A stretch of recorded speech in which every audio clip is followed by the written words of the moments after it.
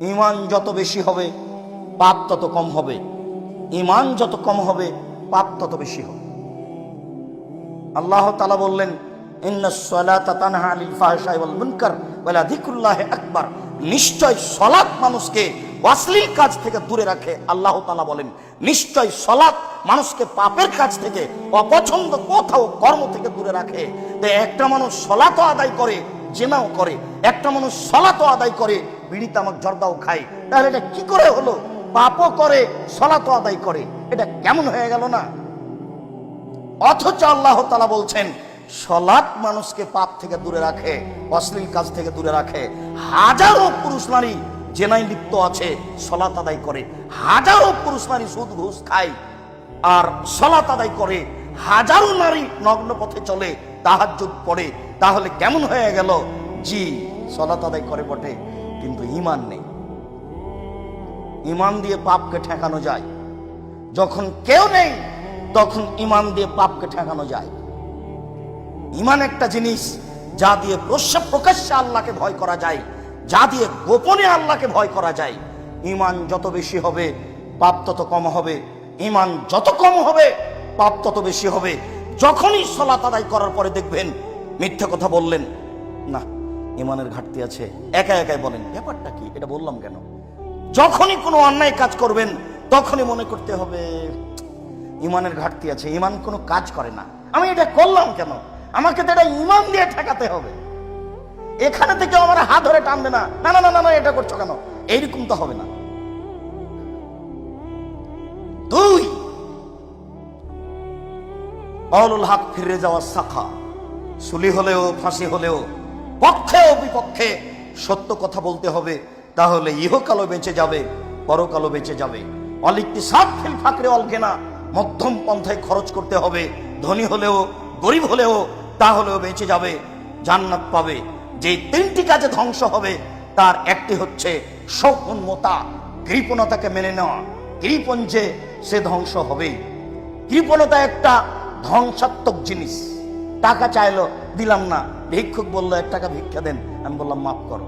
শুধু মাফই যদি করি তো ভিক্ষা দিবে কে?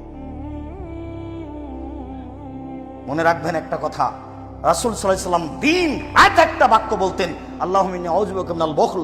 হে আল্লাহ, আমি তোমার কাছে কৃপণতা থেকে বাঁচতে চাই। আল্লাহ, আমি তোমার কাছে কৃপণতা থেকে বাঁচতে চাই। আল্লাহ, আমি তোমার কাছে কৃপণতা থেকে বাঁচতে চাই। আবার তিনি বলতেন, ওয়াত্তাকু শুহা, পৃথিবীর মানুষ তোমরা কৃপণতা থেকে বাঁচো, ওয়াত্তাকু শুহা, তোমরা কৃপণতা থেকে বাঁচো। আবার তিনি বলতেন, লা ইয়াদখুলুল জান্নাতা বাখিল, কৃপণ জান্নাতে যাবে না। ঘটনা কি? ঘটনা হলো এই যে আপনার রুজিতে আর একজনের রুজি আছে, আপনার ভাতে আর একজনের ভাত আছে। যদি না দেন তাহলে ফল হবে জাহান্নাম, আর ওই লোকটা না খেয়ে থাকবে। কোনোটাই কম নয়। এই জন্য 2-1 টাকা ইনকাম করলেও তার 2-1 পয়সা দানের জন্য হিসাব করে নেবেন, নইলে কৃপণতা ভিতরে থেকে যাবে। তিনি বললেন, হাও মুত্তাবা, প্রবৃত্তিকে মানে যে ধ্বংস হবে সে, মন মতো চলে যে ধ্বংস হবে সে, প্রবৃত্তিকে মানে যে ধ্বংস হবে সে। দাড়ি চাঁচে ছোট করে প্রবৃত্তিকে মানে, টাকনুর নিচে প্যান্ট পরে প্রবৃত্তিকে মানে, দোকানে বসে আড্ডা পিটে বদনাম গীবত করে প্রবৃত্তিকে মানে, সুদ খায় ঘুষ দেয় প্রবৃত্তিকে মানে, অন্যায় অশ্লীল কথা বলে প্রবৃত্তিকে মানে, মানুষের জমি জমা জোর করে দখল করে ভোগ করে প্রবৃত্তিকে মানে, অন্যায় অবিচার রাহাজানি করে বেড়াই প্রবৃত্তিকে মানে। প্রবৃত্তিকে মানে যে ধ্বংস হবে সে, ওই যাবুল মারে বেনাফসিহি ওয়া আসাদ্দ হুন্না, আত্ম অহংকারী যে ধ্বংস হবে সে, অহংকার করে যে ধ্বংস হবে সে। তাসবি দানা ভিতর দিকে করিয়েন, আঙ্গুলে তাসবি দানা দিয়ে তাসবি গণনা করিয়েন না, নলে মাঝে মধ্যে এইরকম ভাবে উল্টে ধরার প্রয়োজন হবে। তার মানে কেউ দেখুক, খবরদার। অন্তরে যদি একটু দেখানো সাপ থাকে আর জান্নাত হবে না। এরই নাম অহংকার। আপনাকে বলা হলো আপনার নাম কি, আপনি বলবেন আব্দুর রাজ্জাক। তো আলহাজ আব্দুর রাজ্জাক বললেন কেন? আমি তো আলহাজ জানতে চাইনি। এটা আপনি বলে আমাকে কি বলতে চাইলেন, ওইটুকু আপনি বললেন কেন? জীবনে কোনোদিন এই শব্দ মুখ দিয়ে বের করিয়েন না। আপনার বাপের নামে মসজিদ রাখা যায়, আহমদ মসজিদ, এ কথা বলা যায়, রাখা যায় মসজিদটার নাম। কয়দিন পরে যদি আপনি বলেন, চিনেন না আপনি, আমার বাপের নামে মসজিদ আছে, এবার কি হবে বলেন? খুব সাবধান। এরই নাম অহংকার। বললাম আপনার নাম কি? তো আপনি বললেন ডক্টর আহমদ। আমি তো ডক্টর জানতে চাইনি। আমি বললাম আপনার নাম কি? আপনার মা যেটা রেখেছে সেটা বলবেন। ভুল পথে চলে ইবাদত করে পরকাল হারায়েন না, খুব সাবধান। আত্ম অহংকারী যে ধ্বংস হবে সে এইভাবে বলে সব চলে আসে। আমি তো এত কিছু জানতে চাইনি। সালামের সাথে সাথে আপনি বলছেন আমার ছেলেটা ইংরেজি সাবজেক্ট নিয়ে পড়ে, জানেন না আপনি ইংরেজি সাবজেক্টে ফার্স্ট হয়েছে, সেটা আপনি বলে আমাকে কি বলতে চান? এটা কি দেখাতে চাচ্ছেন আপনি? খুব সাবধান সম্মানিত দ্বীনি মুসল্লি ভাই। আবু হুরায়রা রাদিয়াল্লাহু তাআলা আনহু বলেন, রাসূল সাল্লাল্লাহু আলাইহি ওয়াসাল্লাম বলেছেন, মান খাফানি ফাকাদ আদলাজা। আল্লাহ তাআলা বলেন হাদিসে কুদসি, মান খাফানি আদলাজা ওমান আদলাজা বালাগাল মানজিলা। যে ব্যক্তি আমাকে ভয় করলো সে ব্যক্তি রাতের অন্ধকারে আল্লাহকে ডাকলো। ওমান আদলাজা বালাগাল মানজিলা। আর যে ব্যক্তি রাতের অন্ধকারে আল্লাহকে ডাকলো সে জান্নাতে চলে গেছে। আলা সাবধান থেকো, মনে রেখো, ইন্নে সিলাতাল্লাহি গালিয়া। আল্লাহর যেটা সম্পদ সেটা খুব দামি। মনে রেখো আল্লাহর যেটা সম্পদ সেটা খুব দামি। মনে রেখো আল্লাহর যেটা সম্পদ সেটা দামি। আলা ইন্নে সিলাতাল্লাহিল জান্নাহ। আল্লাহর সম্পদ হলো জান্নাত। এ ব্যাপারে জাহান্নামের কথা আসেনি। আল্লাহর নবী বলেননি, আল্লাহ বলেননি যে জাহান্নাম আমার সম্পদ। রাসূল সাল্লাল্লাহু আলাইহি সাল্লাম বলছেন, আল্লাহ তাআলা বলেন জান্নাত হলো আল্লাহর সম্পদ। যে ব্যক্তি আল্লাহকে ভয় করলো সে ব্যক্তি রাতের অন্ধকারে আল্লাহকে ডাকলো। আর যে ব্যক্তি রাতের অন্ধকারে আল্লাহকে ডাকলো সে স্তরে পৌঁছে গেছে, জান্নাতে চলে গেছে। মনে রেখো আল্লাহর সম্পদ অতীব দামি। মনে রেখো আল্লাহর সম্পদ হচ্ছে জান্নাত। জান্নাতের আশায় দিন রাত কাটাতে হবে, কান্নাকাটি করে সময় কাটাতে হবে। যে কোনো মূল্যে আমাকে জান্নাত পেতেই হবে। এটাই হবে দিন রাতের চেষ্টা প্রচেষ্টা, কাজকর্মের ফলশ্রুতি এটাই হবে। সর্ব ধরনের কাজের লক্ষ্য উদ্দেশ্য হবে জান্নাত। আল্লাহ তুমি কবুল করো। আবু হুরায়রা রাদিয়াল্লাহু তাআলা আনহু বলেন, রাসূল সাল্লাল্লাহু আলাইহি ওয়াসাল্লাম বলেছেন, সাবাতুন ইযিল্লুহুমুল্লাহু তাআলা ফি জিল্লিহি ইয়াওমা লা জিল্লা ইল্লা জিল্লুহু। বিচারের মাঠে 7 শ্রেণীর মানুষ বিশেষ ছায়াতলে থাকবে, যেদিন আকাশে কোনো ছায়ার ব্যবস্থা থাকবে না। সূর্যকে নষ্ট করার পরে আবার মানুষের মাথার উপরে আনা হবে, তা থাকবে কা মেঘদারে মাইলিন, 1 মাইল উপরে। মানুষ থাকবে তার ঘামের মধ্যে। কারো ঘাম হবে টাকনো পর্যন্ত, কারো ঘাম হবে হাঁটু পর্যন্ত, কারো ঘাম হবে কোমর পর্যন্ত, কারো ঘাম হবে গলা পর্যন্ত। এই সময়ে মানুষ 7 শ্রেণীর মানুষ বিশেষ ছায়াতলে থাকবে। তার 1 শ্রেণীর মানুষ হলো ইমামুন আদিল, ন্যায়পরায়ণ নেতা। ন্যায়পরায়ণ নেতা হওয়া খুব বড় ভালো কাজ। হয় কে? 2 শাবুন নাশা ফি ইবাদাতিল্লাহ। ওই সব মানুষ যারা বাল্য জীবন থেকে ইবাদতে অভ্যাসী। 3 রাজুলুন কালবহু মুআল্লাকুন বিল মাসাজিদ। যাদের অন্তর মসজিদের সাথে ঝুলন্ত আছে। খারাজা মিনহু হাত্তা ইয়াউদা।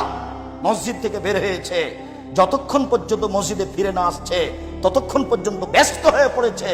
জোহরের সালাত আদায় করে বাড়ি যাওয়ার পরে একটু পরে মেয়েকে বলছে, আম্মু আসর হয়েছে কি, 2টা বেজেছে কি, 3টা বেজেছে কি, আবার মসজিদে যাওয়ার জন্য ব্যস্ত হয়ে পড়েছে। এই ব্যক্তি থাকবে বিশেষ ছায়াতলে। ওয়ারাজুলানে তাআবা ফিল্লাহি ওয়া ইস্তামা আলাইহি ওয়া ইফতারাকা আলাইহি। মানুষ 2 জন পরস্পরকে ভালোবাসে আল্লাহকে সন্তুষ্ট করার জন্য, দুনিয়াবি কোনো স্বার্থে নয়, কোনো লোভে নয়। ও একজন পরহেজগার মানুষ, আমি তাকে খুব ভালোবাসি। উনি আপনাকে একজন পরহেজগার মানুষ মনে করেন, উনি আপনাকে ভালোবাসেন। যে কোনো সমস্যাতে 2 জন কাছাকাছি থাকে, পৃথক হয়ে যায় আল্লাহকে ভালোবাসার জন্য। ভালোবাসা বন্ধুত্ব বহাল রাখে আল্লাহকে ভালোবাসার জন্য। এরকম 2 জন থাকবে বিশেষ ছায়াতলে। ও রাজুলুন যাকার আল্লাহ খালিয়ান ফাফাজাত আইনাহু। ওই ব্যক্তিও বিচারের মাঠে বিশেষ ছায়াতলে থাকবে যে ব্যক্তি নির্জনে আল্লাহকে ডাকলো, কেউ নেই, আল্লাহকে ডাকতে গিয়ে ঝরঝর ঝরঝর করে দুই চোখের পানি ঝরতে লাগলো, এই থাকবে বিচারের মাঠে বিশেষ ছায়াতলে। সবাই মিলে কবরস্থানে গিয়ে হাত তুলে দোয়া করবেন, পাশে আর একজন থাকলে তো কাঁদতে পারবেন না, কেমন কেমন লাগবে। এই নীতি ভবিষ্যতে এই নীতিতে যাবেন না, একাই যাবেন। কিছুই যদি বলতে না পারেন তাহলে তো বলতে পারবেন আল্লাহ তুমি আমার বাপকে ক্ষমা করো। একটা মানুষ তার ভুল ত্রুটি থাকতেই পারে, এটাই যদি শতবার বলেন চোখের পানি ঝরঝর করে ঝরে, আপনি অনেক কিছু বলতে পারবেন, অনেক কিছু পাবেন। নির্জনে যদি কেউ আল্লাহকে ডাকে আর দুই চোখের পানি ঝরঝর করে ঝরে, এই মানুষ থাকবে বিচারের মাঠে বিশেষ ছায়াতলে। ওই ব্যক্তি থাকবে বিচারের মাঠে বিশেষ ছায়াতলে যাকে সম্ভ্রান্ত পরিবারের সুন্দরী মহিলা বলল তুমি জিনায় লিপ্ত হও, তখন ব্যক্তি বলল ইন্নী আখাফুল্লাহ, আমি আল্লাহকে ভয় করি। এই বলে সে অন্যায় লিপ্ত হলো না, এই ব্যক্তি থাকবে বিচারের মাঠে বিশেষ ছায়াতলে। ওয়া রাজুলুন তাসাদ্দাকা, ওই ব্যক্তি যে দান করলো, ফাআখফায়ে শিমালাহু মান ফাকা ইয়ামিনুহু মা তুনফিকু ইয়ামিনুহু, তার ডান হাত কি দান করলো এটা বাম হাতকে জানতে দিল না। গোপনে দান করলো, প্রকাশ্যে দান করা যায়, তবে গোপনে দান করলে বিচার মাঠে বিশেষ ছায়াতলে থাকার সুযোগ হবে বলে রাসূল সাল্লাল্লাহু আলাইহি সাল্লাম উল্লেখ করেছেন। আবু হুরায়রা রাদিয়াল্লাহু তাআলা আনহু বলেন, রাসূল সাল্লাল্লাহু আলাইহি ওয়াসাল্লাম বলেছেন, আল্লাহ তাআলা বলেন হাদিসে কুদসি, লা আজমাউ আলা আবদি খাউফাইনে ওয়া আমিনাইনে, আমি আল্লাহ আমার কোন দাস দাসীর মাঝে, কোন পুরুষ নারীর মাঝে দুইটা জিনিস একত্রিত করব না, আল্লাহ ভীতি, নিরাপত্তা। নিরাপত্তা, আল্লাহ ভীতি, দুইটা একসাথে করব না। এই কথা বলার পরে তিনি বলছেন, মান খাফানি ফিদ দুনিয়া আমানতু ইয়াউমাল কিয়ামা, যে ব্যক্তি আমাকে দুনিয়াতে ভয় করবে আমি বিচারের মাঠে তাকে নিরাপত্তা দিয়ে দেব। ওমান আমিনানি ফিদ দুনিয়া, যে ব্যক্তি দুনিয়াতে নিরাপদে থাকলো, আমাকে মনে করলো না, আমাকে হিসাব করলো না, আখাফতুহু ইয়াউমাল কিয়ামা, বিচারের মাঠে আমি তাকে ভীতির মধ্যে ফেলে দেব, তার বাঁচার পথ থাকবে না। সত্য সত্যই যদি বিচারের মাঠে নিরাপত্তা চাইতে হয়, পেতে হয়, তাহলে এখনই কান্নাকাটি করতে হবে। আব্দুল্লাহ ইবনে আব্বাস রাদিয়াল্লাহু তাআলা আনহু বলেন, রাসূল সাল্লাল্লাহু আলাইহি ওয়াসাল্লাম বলেছেন, আইনানে লা তামাসসুহুমান নার, দুই শ্রেণীর চক্ষু তাদেরকে জাহান্নাম স্পর্শ করবে না। দুই শ্রেণীর মানুষ, তারা জাহান্নামে যাবে না, তাদেরকে জাহান্নাম স্পর্শ করবে না। এক, হারাসাত ফি সাবিলিল্লাহ, ওই চক্ষু, ওই মানুষ যে আল্লাহর রাস্তায় পাহারা দেয়, আল্লাহর দ্বীনের ব্যাপারে দিন কাটায়, তাদেরকে জাহান্নাম স্পর্শ করবে না। ওয়া রাজুলুন ওয়া আইনুন বাকাত মিন খাশিয়াতিল্লাহ, ওই ব্যক্তি, ওই চক্ষু যে আল্লাহর ভয়ে কাঁদে, যে আল্লাহর ভয়ে কাঁদে, তাকে জাহান্নাম স্পর্শ করবে না। মুআবিয়া ইবনে হাওদা রাদিয়াল্লাহু তাআলা আনহু বলেন, রাসূল সাল্লাল্লাহু আলাইহি ওয়াসাল্লাম বলেছেন, লা ইয়ালজার রাজুলুন নারা বাকা মিন খাশিয়াতিল্লাহ হাত্তা ইয়াউদাল লাবানু ফি জারে, যে ব্যক্তি আল্লাহর ভয়ে কাঁদে ওই ব্যক্তি জাহান্নামে যাবে না। গাভীর ওলান বাট থেকে দুধ বের করে ভিতরে ঢোকানো যেমন অসম্ভব, যে ব্যক্তি আল্লাহর ভয়ে কাঁদে তার জাহান্নামে যাওয়া ওই রকমই অসম্ভব। গাভীর ওলান বাট থেকে দুধ বের করে ভিতরে ঢোকানো যেমন অসম্ভব। গাভীর ওলান বাট বুঝিত, গাভীর বাট থেকে দুধ বের করে ভিতরে ঢোকানো যেমন অসম্ভব, আল্লাহর ভয়ে কাঁদে যে তার জাহান্নামে যাওয়া তেমনি অসম্ভব, মানে সে জান্নাতে যাবেই। জাবের রাদিয়াল্লাহু তাআলা আনহু বলেন, রাসূল সাল্লাল্লাহু আলাইহি ওয়াসাল্লাম বলেছেন, সালাসাতু ওয়ায়ুনিন লা তারাহুমান নার, তিন শ্রেণীর চক্ষু জাহান্নাম দেখবে না, তিন শ্রেণীর মানুষ জাহান্নামে যাবে না, তিন শ্রেণীর মানুষ জাহান্নাম দেখবে না, তিন শ্রেণীর চক্ষু জাহান্নামে যাবে না। এক, হারাসাত ফি সাবিলিল্লাহ, ওই চক্ষু, ওই ব্যক্তি যে আল্লাহর ভয়ে কাঁদে। দুই, বাকাত মিন খাশিয়াতিল্লাহ, ওই চক্ষু, ওই ব্যক্তি যে আল্লাহর ভয়ে কাঁদে। ওই ব্যক্তি এক, ওই ব্যক্তি যে আল্লাহর রাস্তায় পাহারা দেয়। দুই, ওই ব্যক্তি যে আল্লাহর ভয়ে কাঁদে। তিন, গাজাতান মাহারিমিল্লাহ, ওই চক্ষু, ওই ব্যক্তি যে বেগানা অপর নারীকে দেখে চক্ষু নিচু করে, যে বেগানা অপর নারীকে দেখে চক্ষু নিচু করে, সে জাহান্নামে যাবে না, সে জান্নাতে যাবে। রাসূল সাল্লাল্লাহু আলাইহি সাল্লাম বলেছেন, ইজমানুল সিফতিন মিন আনফুসিকুম আজমুলাকুমুল জান্নাহ, তোমরা নিজে নিজে যদি 6টা জিনিসের জিম্মেদারি নিতে পারো তাহলে আমি মোহাম্মদ তোমাদেরকে জান্নাতে নিয়ে যাওয়ার জন্য জিম্মেদারি নিলাম। তার একটি হচ্ছে গুজ্জু আবসারাকুম, চক্ষু নিচু করো অপর নারীকে দেখে, বেগানা নারীকে দেখে চক্ষু নিচু করো। জান্নাতে নিয়ে যাওয়ার বিষয়টি আমার, কিভাবে নিয়ে যেতে হবে সেটা আমি দেখব। রাসূল সাল্লাল্লাহু আলাইহি সাল্লামকে বলা হলো হঠাৎ যদি কোনো মহিলার উপরে চোখ পড়ে যায় তাহলে কি করতে হবে? তখন রাসূল সাল্লাল্লাহু আলাইহি সাল্লাম তাকে আদেশ করলেন, তুমি মুখটা ফিরিয়ে নিবা। বলেন আপনার মোবাইলের কি হবে, বলেন আপনার টিভির কি হবে, বলেন আপনার মহিলা স্কুলের শিক্ষকতার কি হবে, মহিলা কলেজের প্রিন্সিপালের অবস্থা কি হবে?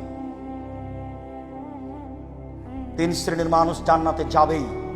তার এক শ্রেণীর মানুষ অপর নারীকে দেখে চক্ষু নিচু করে যে সে জান্নাতে যাবে, এবং তার ব্যাপারে জিম্মেদার রাসূল সাল্লাল্লাহু আলাইহি সাল্লাম।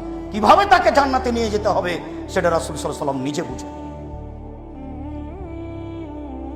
আনাস রাদিয়াল্লাহু তাআলা আনহু বলেন, রাসূল সাল্লাল্লাহু আলাইহি ওয়াসাল্লাম বলেছেন, লাইসা শাইউন আহাব্বা ইলাল্লাহি মিন পাতরাতাইনি ওয়াসারাইনি। আল্লাহর নিকটে 2টি বিন্দু ফোঁটা যত প্রিয়, আল্লাহর নিকটে 2টি চিহ্ন দাগ যত প্রিয়, পৃথিবীর কোনো কিছু আল্লাহর কাছে তত প্রিয় নয়। কোন দাগ চিহ্ন আল্লাহর কাছে তত প্রিয় নয়। 2টি বিন্দু ফোঁটা আল্লাহর কাছে যত প্রিয়, এক কাতরাতু দমইন মিন খাশিয়াতিল্লাহ, আল্লাহর ভয়ে এক ফোঁটা চোখের পানি আল্লাহর কাছে যত প্রিয়, পৃথিবীর কোনো কিছু আল্লাহর কাছে তত প্রিয় নয়। 4 লক্ষ টাকা খরচ করে হজ করা কাজটি আল্লাহর কাছে যত প্রিয়, আল্লাহর ভয়ে এক ফোঁটা চোখের পানি তার চেয়ে লক্ষ কোটি গুণ বেশি প্রিয়। কোটি টাকা দান করা কাজটি আল্লাহর কাছে যত প্রিয়, নির্জনে আল্লাহর ভয়ে এক ফোঁটা চোখের পানি ফেলা তার চেয়ে লক্ষ গুণ বেশি প্রিয়। রমজান মাসে সিয়াম থাকা কাজটি যত প্রিয়, আল্লাহর ভয়ে এক ফোঁটা চোখের পানি ফেলা আল্লাহর কাছে তার চেয়ে অনেক অনেক অনেক বেশি প্রিয়। ওয়া কাতরাতু দামিন তুহরাকু ফি সাবিলিল্লাহ, আল্লাহর ভয়ে আল্লাহর রাস্তায় এক ফোঁটা রক্ত প্রবাহিত করা আল্লাহর নিকটে অতি প্রিয়। অমালা সারানে, তারপর 2টি চিহ্ন, 2টি দাগ। আসারুন ফারিজাতিন মিন ফারাইজিল্লাহ, আল্লাহর ইবাদত বন্দেগী করতে করতে কপালের দাগ, পায়ের দাগ, হাঁটুর দাগ, বসে থাকতে থাকতে টাকনুতে দাগ হয়েছে, এই দাগ, এই চিহ্ন আল্লাহর কাছে যত প্রিয়, পৃথিবীর কোনো কিছু আল্লাহর কাছে তত প্রিয় নয়। ও আসারুন ফি সাবিলিল্লাহ, আল্লাহর পথে নেমে গিয়ে হাত কেটে গেছে, পেট ফেটে গেছে, পা কেটে গেছে, ফেটে গেছে, এই দাগ, এই চিহ্ন আল্লাহর কাছে যত প্রিয়, পৃথিবীর কোনো কিছু আল্লাহর কাছে তত প্রিয় নয়। সম্মানিত মুসল্লি, দিনী ভাই, 4টে জিনিস রাসূল সাল্লাল্লাহু আলাইহি ওয়াসাল্লাম উল্লেখ করেছেন। তার 1 নম্বরে যেটা আছে সেটা সবার জন্য সহজ, যে কোনো সময়ে সহজ, তা হলো আল্লাহর ভয়ে এক ফোঁটা চোখের পানি। 2, আল্লাহর পথে জিহাদে নেমে এক ফোঁটা রক্ত। 3, ইবাদত বন্দেগী করতে করতে কপালের দাগ, পায়ের দাগ। 4, আল্লাহর পথে নেমে গিয়ে ফেটে যাওয়া, কেটে যাওয়া দাগ, চিহ্ন। এই 4টে জিনিস আল্লাহর কাছে যত প্রিয়, পৃথিবীর কোনো কিছু আল্লাহর কাছে তত প্রিয় নয়। তার 1 নম্বরে যেটা আছে সেটা সহজ, অবশ্যই মনে থাকবে বলে আশাবাদী। উকবা ইবনে আমির রাদিয়াল্লাহু তাআলা আনহু বলেন, রাসূল সাল্লাল্লাহু আলাইহি ওয়াসাল্লামকে জিজ্ঞাসা করা হলো, মান নাজাত, বাঁচার পথ কি? মানুষ কি করলে জাহান্নাম থেকে বেঁচে যেতে পারে? মানুষের জাহান্নাম থেকে বাঁচার পথ কি? কি করলে মানুষ জাহান্নাম থেকে বাঁচতে পারে? এই কথার উত্তরে রাসূল সাল্লাল্লাহু আলাইহি সাল্লাম বললেন, আলজাম লিসানাক, তুমি তোমার মুখকে বন্ধ রাখো, ভালো কথা ছাড়া মুখে বলো না, জান্নাত হবে। মুখ কন্ট্রোলে রাখা মানুষের জন্য সবচেয়ে গুরুত্বপূর্ণ বিষয়। 2, ওয়ালাইয়াসা বাইত, জরুরি প্রয়োজন ছাড়া তুমি বাড়ির বাইরে যাবে না, তুমি তোমার স্ত্রী, ছেলে মেয়ে, তাহলে বেঁচে যাওয়া, জান্নাত হবে। প্রয়োজন ছাড়া বাড়ি গেলে সমস্যা আছে, দোকানপাটে বসবেন না, রাস্তাঘাটে বসে কারোর সাথে গল্প করবেন না, স্ত্রীকে, মেয়েকে হাটে বাজারে যেতে দিবেন না, আপনি আপনার নীতিতে গড়ে তুলবেন, জান্নাত হবে ইনশাআল্লাহ। 3, অবতালা খাতিয়াতে, পাপের জন্য কাঁদো, জান্নাত হবে। 3টি কথা তিনি বললেন, তার 3 নম্বর কথাটি বললেন, পাপের জন্য কাঁদো, জান্নাত হবে। মানুষ যদি আল্লাহর ভয়ে পাপের জন্য কাঁদে তাহলে জান্নাত হবে। 3 জন গর্তে আটকা পড়েছিল, 3 জনের 3য় জন বলল, আল্লাহুম্মা ইন্নাকা আনতা তাআলাম, নিশ্চয় তুমি জানো, আমি ইস্তাজারতু আজিরান, আমি একটা লোক কাজের জন্য নির্ধারণ করেছিলাম, কাজ করার জন্য নিয়েছিলাম। হ্যাঁ, আমেল আলী নিস্তান নাহারে, অর্ধেক দিন কাজ করলো, অর্ধেক দিন কাজ করার পরে আর কাজ করবে না। ফাআতাইতুহু আজরাহু, আমি তার প্রতিদান তাকে দিলাম। লাম ইয়াখুযুহু ফাসাকাতা আলাইহি, সে রাগ করলো, সে টাকা নিল না, চলে গেল। ফা ওয়াফারতুহু আলাইহি, আমি সে টাকা দিয়ে অনেক অর্থ সম্পদ গরু ছাগল করে ফেললাম। হঠাৎ একদিন এসে আমার কাছে চাইলো তার পারিশ্রমিক। আমি বললাম খুজ হাজা, এগুলো সব নিয়ে নাও। আমাকে বলল মজাক করবেন না, একদিনের কাজের বিনিময়ে দেন। আমি বললাম তোমাকে মজাক করিনি, যা কিছু করেছি সব তোমার জন্য, সব তুমি নিয়ে যাও। নিয়ে চলে গেল। এরপরে বলছে আল্লাহুম্মা, হে আল্লাহ, ইন কুনতা তাআলাম, তুমি যদি সত্য সত্যই জেনে থাকো যে আন্নী ফালতু দালেকা, আমি এই কাজটা করেছি রাজা রাহমাতেকা ওয়া খাসিয়াত আযাবেকা, তোমার রহমতের আশায়, তোমার শাস্তির ভয়ে। এটাই মূলত কথা। তোমার রহমতের আশায়, তোমার শাস্তির ভয়ে, তোমার রহমতের আশায়, তোমার শাস্তির ভয়ে আমি এই কাজটা করেছি, তুমি আজকে বিপদ থেকে বাঁচাও। তখন আল্লাহ বললেন ঠিক আছে যাও, আমি পাথর সরিয়ে দিলাম, বের হয়ে চলে যাও। কাজ হবে রহমতের আশায়, আল্লাহর ভয়ে। কাজ হবে রহমতের আশায়, আল্লাহর ভয়ে। জান্নাত তো হবেই, পৃথিবীর যে কোনো বিপদ থেকে বেঁচে যাবেন। কাজ যদি আল্লাহর ভয়ে হয়, জান্নাত তো হবেই, পৃথিবীর যে কোনো বিপদ থেকে বেঁচে যাবেন। আবু হুরায়রা রাদিয়াল্লাহু তাআলা আনহু বলেন রাসূল সাল্লাল্লাহু আলাইহি ওয়াসাল্লাম বলেছেন আসরাফা রাজুলুন আলা নাফসিহি, হাজার হাজার বছর পূর্বে একটা লোক নিজের প্রতি খুব অত্যাচার করেছিল, জুলুম করেছিল। সে নিজেকে মনে করত মহা পাপী। ফাওসা বানিহে, সে তার ছেলেদেরকে উপদেশ দিয়েছিল, ছেলেদেরকে বলেছিল এই যে মাতা আবুকুম, যখন তোমাদের পিতা মারা যাবে, ফাহারিকুহু, তোমরা তাকে আগুন দিয়ে জ্বালিয়ে দিও। ফাজর নিসফাউ ফিল বাররে ওয়া নিসফাউ ফিল বাহরে, তাকে আগুন দিয়ে জ্বালিয়ে, তোমাদের বাপকে আগুন দিয়ে জ্বালিয়ে অর্ধেক চাই পানিতে ফেলে দিও, অর্ধেক চাই মাটিতে ফেলে দিও। কেন?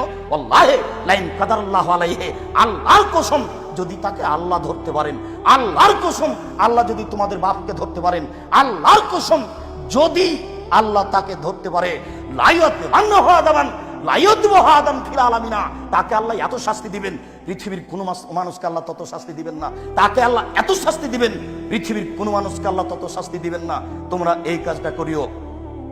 জামাতা ফাফালু মা মারাহুম, যখন ব্যক্তি মারা গেল, ছেলেরা তাই করলো, পিতা যা বলেছে, পিতা যা বলেছে ছেলেরা তাই করলো। আগুন দিয়ে জ্বালিয়ে অর্ধেক ছাই পানিতে ফেলে দিল, অর্ধেক ছাই মাটিতে ফেলে দিল। ফামারাল্লাহুল বাহরা ফাজামা বাইমা ফিহে আমারাল বাররা ফাজামা বাইমা ফিহে, আল্লাহ সাগরকে বললেন সাগর ছাইগুলি জমা করে দাও। আল্লাহ এই জমিন মাটিকে বললেন মাটি ছাইগুলি জমা করে দাও। মাটি ছাইগুলি জমা করে দিল, পানি ছাইগুলি জমা করে দিল। জড়বস্তু আল্লাহর কথা শুনে, আদম সন্তান বড় নিমুখ হারাম, আল্লাহর কথা শুনে না। জড়বস্তু আল্লাহর কথা শুনে, দেখবেন দেখবেন দেখেন এদিকে দেখেন, এই মূর্তি কে ভেঙেছে? কে হতে পারে? ইব্রাহিম। ডাকাও ইব্রাহিম, মূর্তি কে ভেঙেছে? আমাকে বলছেন কেন? ওই যে বড়জন কোড়াল ঘাড়ে করে আছে, তাকেই বলে। তাকে বলবো মানে? ও কথা বলতে পারে? ও যে কথা বলতে পারে না তাকে মানো কেন? এই শোনো, গর্ত খোঁড়ো, আগুন জ্বালিয়ে দিয়ে তাকে ফেলে দাও। তাই করা হলো। তাকে যখন আগুনে ফেলে দেওয়া হলো, তিনি বললেন হাসবুনাল্লাহু নি'মাল ওয়াকিল, আল্লাহ আমার জন্য যথেষ্ট, তিনি উত্তম কাজ করেন। আল্লাহ বললেন ইয়া নারু কুনি বারদাম ওয়া সালামা, হে আগুন তুমি শীতল ঠান্ডা হয়ে যাও ইব্রাহিমের জন্য। এ দেখেন আগুন ঠান্ডা হয়ে গেল। আগুন আল্লাহর কথা মানে, আগুন জড়বস্তু, আদম সন্তান বড় নিমুখ হারাম। এখন বললাম, এরপরে একটু পরে ভুলে যাবে, রাতে একটু কান্নাকাটি করা প্রয়োজন মনে করবে না, হালাল হারাম বিবেচনা করা প্রয়োজন মনে করবে না, অথচ জড়বস্তু আল্লাহর কথা মানে। একটু দেখবেন এই যে ইব্রাহিম আলাইহিস সালাম তার ছুরি দিয়ে বাচ্চাকে জবে করছেন, তো সবাই বলছে যে ছুরির নিচে লোহা লাগিয়ে দেওয়া হয়েছে তাই কাটে না। এবারে নগদ মিথ্যা কথা। আল্লাহ ছুরিকে বলে দিয়েছেন কাটবা না, বাস। কিয়ামত পর্যন্ত যদি ইব্রাহিম আলাইহিস সালাম ছুরি চালানো হবে না। কেন? ছুরি কার কথা মানে? আল্লাহর কথা মানে। ওই যে একটা লোক 99টা মানুষকে হত্যা করার পরে একজন দরবেশের কাছে এসে বলল, কিন্তু আলেম ছিল না, দরবেশকে বলছে 99টা মারার পরে বাঁচার পথ আছে। তখনও তো দরবেশ আল্লাহকে চিনে না, আল্লাহকে চিনা বিষয়টি ভিন্ন। ও বলেছে না, বাপরে বাপ, 99 জন মানুষকে মারার পরে বাঁচার পথ খুঁজো না বলেছে, তখন তাকেও দিয়েছে। এরপরে জিজ্ঞাসা করছে বাঁচার পথ কি? অমুক গ্রামে যাও। যাওয়ার সিদ্ধান্ত নিতেই সময় শেষ, লাশটা পড়ে গেছে মাটিতে। বুখারী মুসলিমের হাদিসে এসেছে ফানা সাদরাহু ইলাইহা, তার বুককে ওই গ্রামের দিকে ঠেলে দিয়েছিল। ওই সময়তে পড়ে যাওয়ার সময়তে বুকটা তার ওই গ্রামের দিকে ঠেলে দিয়ে আল্লাহকে দেখাতে চাচ্ছিল 100 জন মানুষ হত্যা করেছে, সেটা ভিন্ন কথা। তবে আমি বুকটা ওই গ্রামের দিকে ঠেলে দিয়ে তোমাকে দেখাতে চাচ্ছি আমি ক্ষমা খুঁজছি, কোথায় ক্ষমা আছে? আমি ক্ষমা খুঁজছি, কোথায় ক্ষমা আছে? আমি বুকটা গ্রামের দিকে ঠেলে দিয়ে তোমাকে দেখাতে চাচ্ছি কোথায় ক্ষমা আছে সেটা আমি দেখতে চাচ্ছি। লাশ পড়ে গেছে, ফেরেশতা হইচই করছে, কোথায় নিয়ে যাবে? আল্লাহ বলেন, এই গ্রাম, যে গ্রামের দিকে যাচ্ছিল তুমি আগে আসো। এই গ্রাম, যে গ্রাম থেকে যাচ্ছিল তুমি পিছে হটে যাও। গ্রাম পিছে হটে গেল, ওটা আগে আসলো। দেখেন জড়বস্তু আল্লাহর কথা শুনে, আদম সন্তান বড় নিমুখ হারাম, আল্লাহর কথা শুনে না। সম্মানিত মুসল্লি দিনী ভাই, রাসূল সাল্লাল্লাহু আলাইহি সাল্লামের ওই কথাটি মনে রাখেন। যখন তাকে তার ছাইগুলিকে জমা করে আবার মানুষ রেডি করা হলো, মানুষ রেডি করার পরে আল্লাহ তাকে বললেন, লেমা ফালতা হাজা, তুমি এটা করলে কেন? ছেলেদেরকে এটা আদেশ করেছিলে কেন? তখন লোকটি বলছে, মিন খাশিয়াতিকা, তোমার ভয়ে করেছি, ওয়া আনতা আলাম, তুমি ভালো জানো। অত্র হাদিসের দুইটা কথা প্রমাণ হয়েছে। তার একটা, ও বলেছে আল্লাহর কসম, যদি তোমার বাপকে ধরতে পারে তাহলে সবচেয়ে বেশি শাস্তি দিবে। বোঝা যাচ্ছে যে আল্লাহকে চিনে, নাহলে আল্লাহর কসম বললো কেন? আর এইখানে বলছে যে আমি যে তোমার ভয় করেছি এটা তুমি ভালো জানো। আমি আমার ছেলেদেরকে আদেশ করেছি আমাকে জ্বালিয়ে দেওয়ার জন্য, একমাত্র তোমার ভয়ে বলেছি, এটা তুমি ভালো জানো। এতে বোঝা যাচ্ছে আল্লাহকে চিনে। কিন্তু সে পৃথিবীতে সবচেয়ে বড় পাপী, যার কারণে নিরাশা হয়ে কথা বলেছে। যদি আল্লাহর ভয়ে ভীতু হয়ে কেঁদে আল্লাহকে কিছু বলতে পারেন, আল্লাহ আপনার কথা শুনবেন। রাসূল সাল্লাল্লাহু আলাইহি ওয়াসাল্লাম বলেন, আল্লাহ তাআলা বলেন, ইয়াবনা আদম মা দাওয়াতনি ওয়া রাজাউতানি, হে আদমের ছেলে মেয়েরা তোমরা যেমন দোয়া করো আমি তেমন। হে আদমের ছেলে মেয়েরা তোমরা আমার কাছে যেমন আশা করো আমি তেমন। তোমার আশা অনুপাতে আমি রয়েছি, তোমার প্রার্থনা অনুপাতে আমি রয়েছি। তুমি আমাকে যেমন বলো আমি তেমন রয়েছি। তুমি আমার উপরে যেমন আশা করো আমি তোমার আশা অনুযায়ী রয়েছি। আমি পরোয়া করি না তুমি কত বড় পাপী, আমি পরোয়া করি না তুমি কত বড় পাপী, আমি আল্লাহ পরোয়া করি না তুমি কত বড় পাপী। তুমি আমাকে যেমন বলো আমি তেমন, তুমি আমার কাছে যেমন আশা করো তেমন আমি। তুমি আমার প্রতি আশা করে আমার কাছে ক্ষমা চাও, আমার ভয়ে কাজ করো, আমি তোমাকে ক্ষমা করে দেব, জান্নাত আমার। সম্মানিত উপস্থিতি দিনী মুসলিম ভাই, আল্লাহর ভয়ে ভীতু হয়ে কিছু করার জীবনে চেষ্টা করুন। আল্লাহ আমাদের কথা শুনবেন। আল্লাহ আমাদেরকে জান্নাতে দেওয়ার জন্য প্রতীক্ষমান রয়েছেন। তিনি আমাদেরকে ক্ষমা করার জন্য প্রতীক্ষমান রয়েছেন। তিনি বিচারের মাঠে ক্ষমা করার জন্য বাক্যটি বলবেন, এ আদমের ছেলেমেয়েরা শোনো, তোমাদের পাপ যেই পরিমাণ আমার ক্ষমা সেই পরিমাণ। বিচারের মাঠে আল্লাহ বলবেন, এ আদমের ছেলেমেয়েরা শোনো, তোমাদের পাপ যত আমার ক্ষমা তত, যদি শিরক না করে থাকো। তোমাদের যত পাপ রয়েছে আমার তত ক্ষমা রয়েছে, তবে শিরক করো না। শিরক মুক্ত অবস্থায় আল্লাহকে ভয় করে আমল করার চেষ্টা করুন। ইনশাআল্লাহ আল্লাহ আমাদের কবুল করবেন, আপনাদেরকে কবুল করবেন। আল্লাহ তুমি আমাদের কবুল করো। আল্লাহুম্মা আমিন।